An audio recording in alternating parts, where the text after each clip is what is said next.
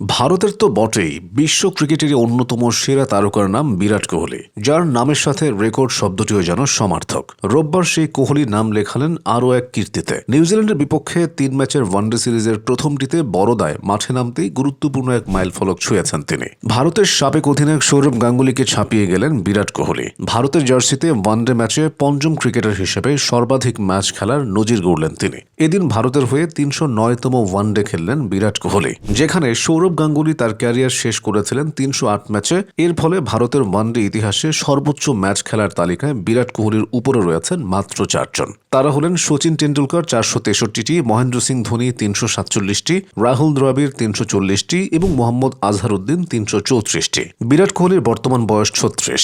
এখনও দুর্দান্ত ফিটনেস তার, পারফরমেন্সেও দারুণ ছন্দে রয়েছেন এই ব্যাটার। ফলে ক্রিকেট বিশ্লেষকদের ধারণা খুব দ্রুতই এই এলিট ক্লাবে আরও উপরে উঠে যাবেন বিরাট। 2027 ওয়ানডে বিশ্বকাপে যদি তিনি খেলেন তবে আজহারউদ্দিন এবং রাহুল দ্রাবিড়কেও ছাড়িয়ে যাওয়ার সম্ভাবনা রয়েছে। আরও এক মাইলফলকও পেরিয়ে গেছেন বিরাট কোহলি।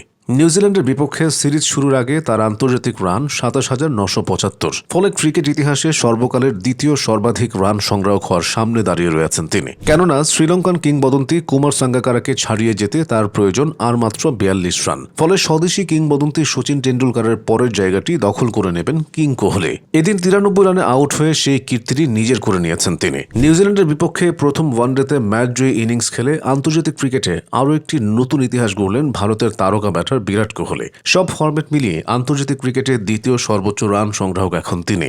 রোববার ভাদরায় অনুষ্ঠিত ম্যাচে শ্রীলঙ্কার কিংবদন্তি কুমার সাঙ্গাকারাকে ছাড়িয়ে যান কোহলি। বর্তমানে তার মোট আন্তর্জাতিক রান 28,068। তালিকায় তার উপরে রয়েছেন কেবল আরেক ভারতীয় মহানায়ক সচিন টেন্ডুলকার, যার সংগ্রহে রয়েছে 34,357 রান। 2008 সালে শ্রীলঙ্কার বিপক্ষে ওয়ানডে দিয়ে আন্তর্জাতিক ক্রিকেটে অভিষেকের পর টেস্ট, ওয়ানডে এবং টি-20 3 ফরম্যাটেই ধারাবাহিক পারফরমেন্সে নিজেকে সময়ের অন্যতম সেরা ব্যাটার হিসেবে প্রতিষ্ঠিত করেছেন কোহলি। ভাদুরার ম্যাচে ভারতের লক্ষ্য ছিল 301 রান। 91 বলের ইনিংসে দায়িত্বশীল ও আক্রমণাত্মক ব্যাটিং করে দলকে জয়ের বন্দরে পৌঁছে দেন কোহলি। ভারত 4 উইকেট ও 6 বল হাতে রেখে ম্যাচ জিতে 3 ম্যাচের সিরিজে 1-0 ব্যবধানে এগিয়ে যায়। এ ম্যাচে তিনি নির্বাচিত হন ম্যাচ সেরা।